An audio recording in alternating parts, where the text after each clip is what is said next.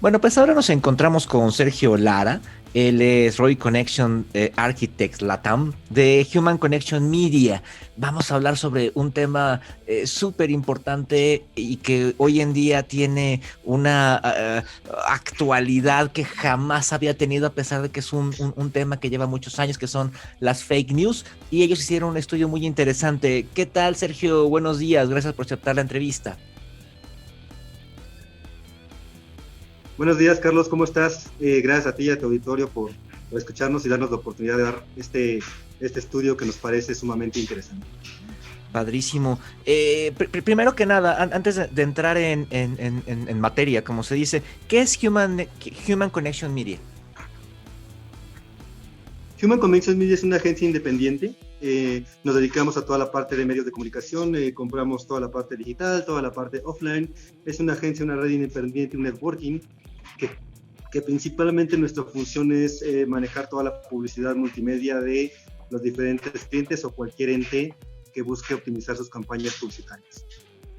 Perfecto. Y bueno, este estudio de fake news, ¿por qué lo hicieron? ¿Cuál fue la intención?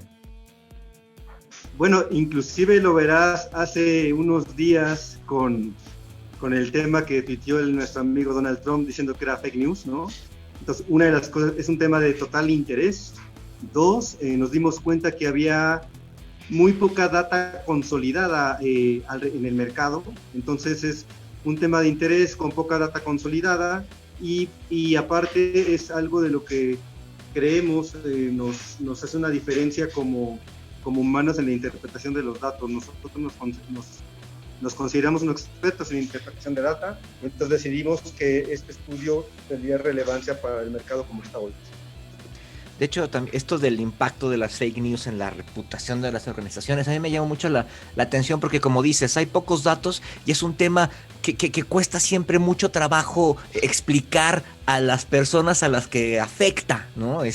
Hoy en día, donde un medio de comunicación y los periodistas competimos contra la tía y los primos en el chat familiar del WhatsApp, es muy complicado. Y justo aquí tengo uno de los resultados que dice que de las personas encuestadas les preguntaron que si consideran que estuvieron expuestas en algún momento a alguna fake news, y en México el 84% precisamente menciona redes sociales, el 85% Facebook, 70% Twitter, 78% en búsquedas en internet. Eso me llamó mucho la atención. Blogs en 70% y bueno, en mainstream media inclusive 52%, ¿no? O sea, esto quiere decir que las fake news están en absolutamente todos lados donde la gente está, ¿no? Pensando que, por ejemplo, Facebook, que dice que el 85% ha estado expuesta a fake news en Facebook, cuando pensamos que el 90% de los usuarios de internet en México utilizan Facebook. Sí, es algo, y lo más alarmante, Carlos, es si tú lo comparas con la media poblacional, estamos por ahí de un 15-20% por arriba en todas las métricas. O sea, no solo somos un país que consumimos altamente la parte de Facebook y transmitimos también la parte fake news, sino lo hacemos por arriba de un promedio internacional. Este estudio se hizo alrededor de 25 países, entonces te imaginarás la magnitud y el impacto que tiene, y debe ser una preocupación para todos, ¿no? Y además este tema de que las noticias falsas son las más fáciles de compartir, ¿no? ¿Qué se debe eso? ¿Qué detectaron con eso? ¿Son más fáciles de digerir? ¿Siempre estamos en una teoría del complot? ¿Qué pasa ahí? Sí, es curioso porque hay mucha incertidumbre sobre los actores. Nosotros básicamente encontramos dos tipos de factores de mayor incidencia para que esto se dé. Uno, un factor tecnológico, es decir, debido al nacimiento de Internet, las fake news siempre han existido. Empezaron por ahí con el tema de Rusia y el espionaje y ese tipo de cosas. Pero a raíz de que salió el Internet, permitió aumentar la velocidad y la granularidad con la que compartimos cosas, y aparte lo hacemos en el anonimato. Entonces, un tema es el factor tecnológico tiene un impacto alto, y segundo, hay un factor emocional. Nosotros como Human Connections Media nos encanta relacionar la data con el ser humano. Y entonces nos dimos cuenta que hay un factor emocional. ¿Qué quiere decir esto? Que el tipo de noticia o el tipo de información que nosotros leemos tiene una incidencia en que la transmitamos o no. Y déjame tratar de ejemplificarlo lo mejor posible. Todo lo que es noticias alegres, noticias de triunfo, noticias de éxito, se transmiten con menor velocidad y granularidad en el mercado. Todo lo que nos causa intriga, suspenso, tristeza, da un impacto. El estudio nos dice que es algo sorpresivo, y eso nos acelera el impulso a enviarlo directamente. ¿Qué descubrimos también que es interesante? Porque hay una gran incertidumbre de si es los robots o si es el tema de los humanos. Pues resulta que el estudio descubrió que como las únicas entes que podemos discernir entre algo que te da tristeza y algo que te da enojo somos los seres humanos. Por lo tanto, no lo transmite un robot, lo transmite directamente una persona, este tipo de fake news. Entonces, son esos dos factores principalmente los que descubrimos que eran los que incidían en que la gente comparta más o menos fake news. Y es un tema, digamos, natural, orgánico, como se dice hoy, o es un tema provocado por alguien. No, la verdad es que todos los participantes, hay tres actores principales en este tema de fake news. Una sí son las plataformas, en el sentido de que inclusive hace unos meses por ahí Mark Zuckerberg nos hizo el favor de publicar que ya están usando inteligencia artificial para detener este tema. Entonces, es un tema de que las plataformas tienen un rol, las personas per se tienen un rol, y el mismo gobierno también tiene un rol de regulación de las plataformas. O sea, no hay un consenso común que digas, hay una persona o un ente más responsable que otro, sino más bien son tres actores principales que deben confluir para resolver el tema, desde nuestro punto de vista y lo que dicen los estudios. Que son, mucha gente tiende a decir, es que son las redes sociales. No, las redes sociales es el transmisor del mensaje donde más se hace, pero no quiere decir que es que alguien detrás de las redes sociales incida que tú envíes más o menos, o al menos eso es lo que todos los estudios concluyen y nos dicen en sus diferentes resultados. Que además vemos ahí de repente a muchos políticos y familiares de políticos culpando a las empresas cuando en realidad pues son las personas, ¿no? Sí.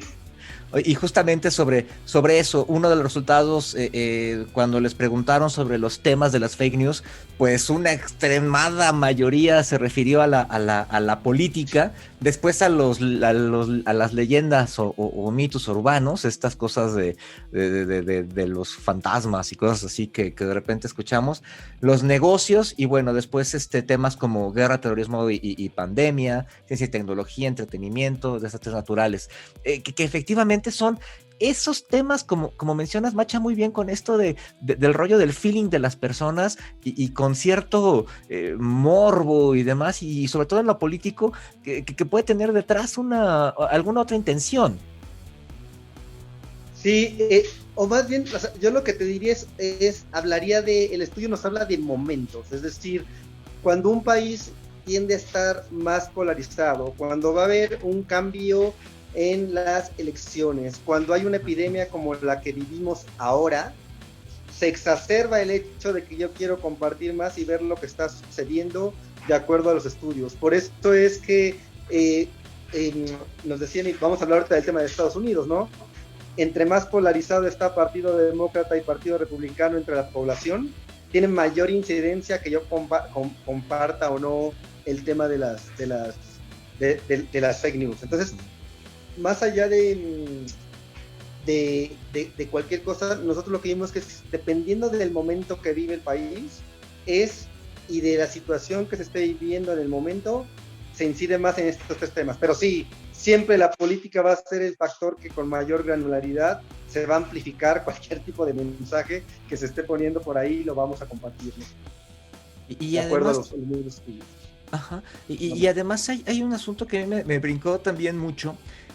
Cuando le preguntan a la gente las fuentes de información confiables sobre el tema del COVID, el 83% dice que los médicos, 76% que las organizaciones de salud, los organismos, las instituciones dedicadas a la salud, y el 59% dice que los medios tradicionales y los gobiernos. Pero pues cuando sales a la calle te das cuenta que esas informaciones son las que menos pelan, o hay gente inclusive que no cree en el COVID y demás. ¿Qué pasa con eso? ¿Por qué si confían en un medio no le creen? Lo que sucede es que te digo que hay un factor sorpresa que directamente te hace que transmitas o no, independientemente de qué es lo que está diciendo. En el momento, si te llega sorpresivo que te causa una emocionalidad negativa, entonces tienes un impulso directo por el factor emocional que te decía a transmitirlo de cualquier manera antes de verificar quién lo dice, por qué lo dice, cómo lo dice. Hay un filósofo que se llama Spinoza, que tiene una teoría de esta parte del humanismo, y dice: nos encanta ser protagonistas de la historia y digital nos ayudó a hacerlo más rápido. Entonces, antes de pensar en verificar, si me da una emocionalidad negativa, es lo que dice el estudio, entonces lo voy a transmitir independiente en quién lo diga. Ya cuando preguntas y dices, a ver, tienes que regresar a una zona de seguridad, tú regresas a decir, obviamente, la parte de las instituciones de salud, la parte de los diarios serios o cualquier tipo de medio que tenga seriedad o credibilidad en el mercado, regresas a decir, yo le creo más. Pero en el momento te gana el factor tecnológico de compartir, te gana el factor emocional. Me causó cierta frustración, indignación, enojo esto que están diciendo, y entonces te lo quiero decir. Y además hay una especie de cosa por querer ser el primero, ¿no? Hace algún tiempo que trabajábamos en una página de internet y tembló. Entonces, pues yo estaba esperando el dato del servicio sismológico para poner de qué intensidad había sido. Y toda mi gente alrededor, toda la gente que estaba alrededor, me decía, no, es que ya dice aquí que es tanto, es que ya dice aquí que es tanto. O sea, yo no tengo prisa por publicarlo hasta que sea oficial, porque pues la gente sintió que fue un temblor fuerte, pero pues si fue 7.1, 7.6, 6.9, 6.8 en ese instante, pues se vuelve irrelevante si no está confirmado. Pero la gente tiene ese rollo así de decir, mira, tú no sabes y yo sí lo sé. Eso es increíble que pase, y eso es un gran detonador de las fake news. Sí, es un detonador por completo, porque al final lo que te está prevaleciendo en ti es esto que hablábamos del factor emocional, del sentimiento que te está provocando en el momento y de la circunstancia para que tú compartas o no. O sea, si te das cuenta, lo que decimos nosotros es, hay una teoría que es la teoría bayesiana, que te dice que tú vas a compartir de manera exponencialmente más rápido y de manera más regular aquello que te hace un shock repentino. En ese momento no te vas a detener a pensar de qué magnitud es el temblor o no, sino simplemente vas a actuar en consecuencia, porque tus mecanismos de defensa y seguridad van a decir, tienes que actuar rápido ante una situación de peligro, te pones alerta, te pones atento. Oye, y sobre este tema de cómo evitar las fake news, ¿no? O sea, hablan de educación, lo más importante es la educación, pero también hablan de máquinas y demás. ¿Qué detectaron en ese tema? Nosotros lo que detectamos es no hay un consenso común, desafortunadamente, entre los tres entes que te decía yo, que es la parte de gobierno, la parte de las personas y la parte directamente de las plataformas. Lo que detectamos es que hay una intención alta de las plataformas en hacer la parte de inteligencia artificial. Hay una parte de rol de los gobiernos que tienen que poner frenos a una manera de regulación, y en una parte de educación de las personas acerca de cómo tratar, discernir o buscar cuando nos llega una noticia de este tipo, cómo tenemos que actuar en consecuencia antes de la difusión. es un factor de educación de las tres partes, pero para lo que dicen más bien los estudios es que necesitamos consensuar a los tres actores principales para tener mejores resultados o dar reacciones al respecto. Y a lo mejor esto es un poco obvio, pero ¿cómo afecta todo este tema de las fake news a las empresas, a las organizaciones? Porque además de repente pensamos que es un tema de, pues como entre tuiteros, ¿no? Y así, mucha de la salida de esto es, bueno, es que Twitter no es México, etcétera, pero sí tiene un impacto, ¿no? O sea, ¿qué encontraron sobre este asunto de que llega a dañar a una organización una fake news? Encontramos que hay un gap, si te das cuenta decimos 89% de las empresas piensan que están mandando el mensaje correcto en el tiempo correcto acerca de todas las informaciones que tienes, y cuando se le preguntaron a los consumidores, el mismo 89 a un 92% decían, no, estoy en desacuerdo que lo que me dice la empresa sea cierto. O sea, hay un gap entre la percepción que tienen las empresas acerca del tema y un gap entre lo que el consumidor piensa. Lo que nosotros encontramos es que necesitamos regresar a aquello que le llamaba nuestra compañera Mercedes a los valores éticos, que lo que significa es regresar al sentido con propósito, pero hacerlo real. Todo lo que tengas en digital, todo lo que compartas en los diferentes medios, todo lo que digas tiene que ser consistente con un propósito de marca atrás que tenga ciertos valores. Entonces estamos regresando y yo lo veo de dos vertientes. Por seguridad, la gente regresa a buscar información en sitios seguros como periódicos de alta calidad, como reputación, es un mecanismo de defensa. Lo mismo sucede con las empresas, es regresar a los valores fundamentales como propósito, pero realmente llevarlos a cabo en todas las informaciones que transmites, en todos los canales de comunicación que puedas tener. Y mira, por ejemplo, en el periodismo de negocios, una cosa que me encuentro mucho es esta dicotomía que mencionas.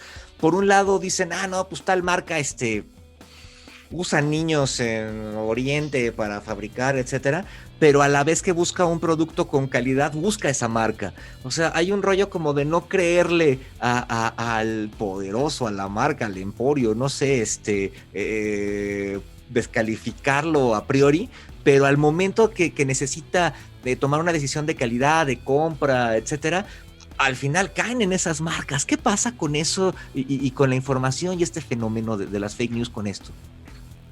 Nosotros lo que encontramos es algo muy interesante que decía Reuters y en un estudio que hizo también sobre fake news, y lo que dijo que es el 80% de las personas vamos a tender a regresar a aquellas marcas que tengan mayor heritage. Este equity de marca que ha tenido por tiempos inmemoriales es, independientemente que haya 2 o 3 fenómenos aislados, tú lo has oído con diferentes compañías, no voy a decir nombres, pero hay grandes corporativos que han caído en esto.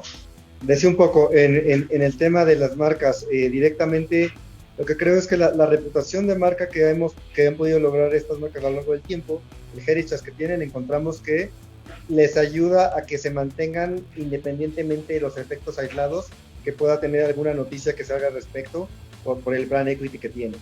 Entonces son marcas que en sus propósitos en algún momento han llegado a manifestar estos valores éticos y vivirlos en las comunicaciones que tienen como compañía para poder continuar con ese brand equity independientemente de lo que puede pasar, ¿no? De las circunstancias o el momento.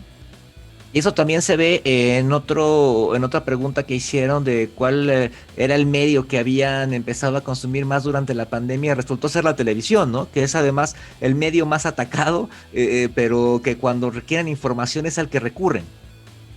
Sí, de hecho, sí, el ranking de medios en el tema de fake news primero aparece todo la parte de las redes sociales, Twitter y todo, y al final la televisión sigue siendo un ente que mantiene una reputación y una credibilidad, y entonces por eso aparece hasta abajo. Entonces, cuando regresamos y hay un confinamiento, hay dos motivos por los cuales la gente ve más tele. Una, el hábito y el confinamiento mismo te remite a que regreses a ver televisión, y segundo, es un tema también ya de credibilidad. O sea, por años la televisión y los noticieros se han construido como canales de alta calidad y reputación, y entonces la gente va a regresar a este safety place para decir, para enterarse de lo que está sucediendo, y va a creer en las noticias que estén ahí. Perfecto. Y bueno, ¿qué otro resultado crees que sea importante destacar de este estudio? A mí, mira, me parece que una de las cosas principales es la parte de los actores.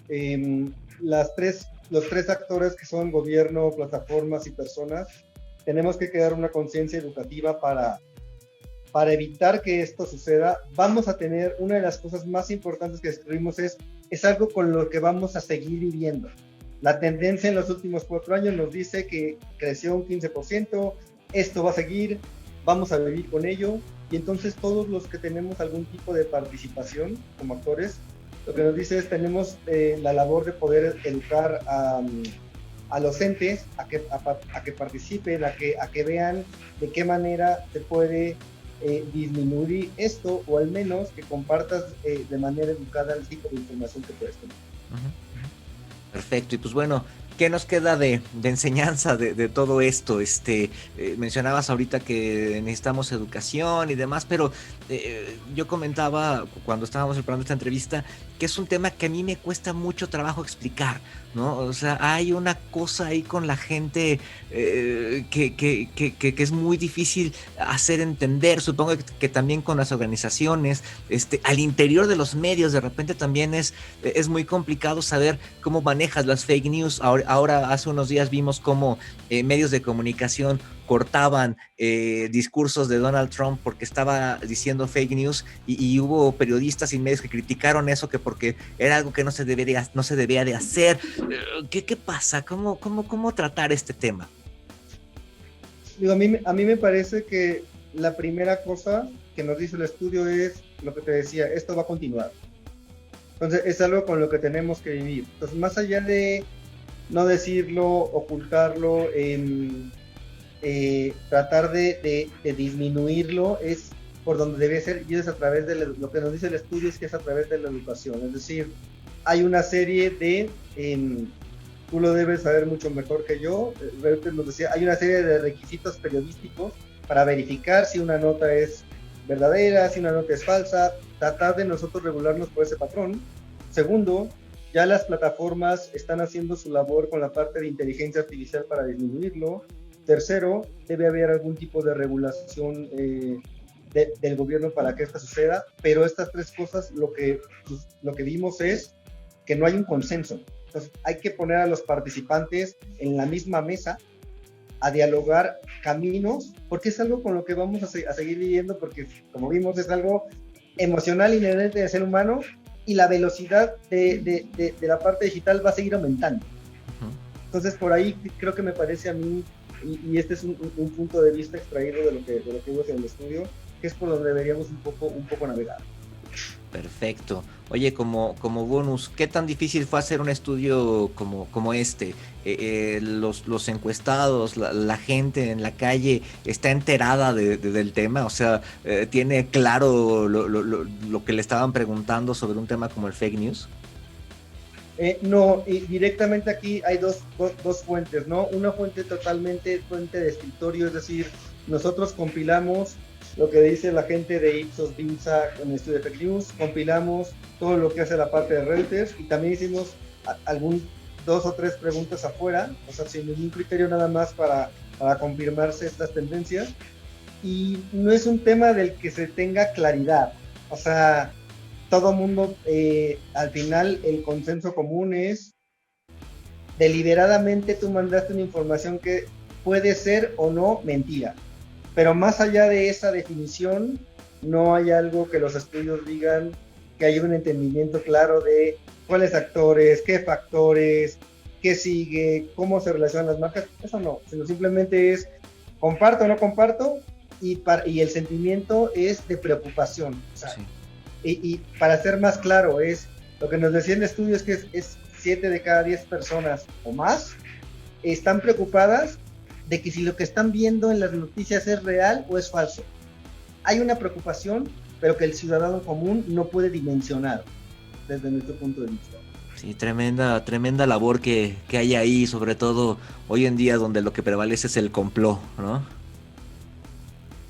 Pues no, nosotros no hablamos un poco del tema del complot, o sea, no, en ninguna Sí, parte del estudio hay algo que nos refiera a un complot o no complot, más bien nosotros buscamos cuál es el origen de las fake news, qué es lo que tienden, cuáles son los comportamientos que se ven ante ella por ahí, pero no encontramos algo directamente relacionado que nos hable de complot o ese tipo de cosas.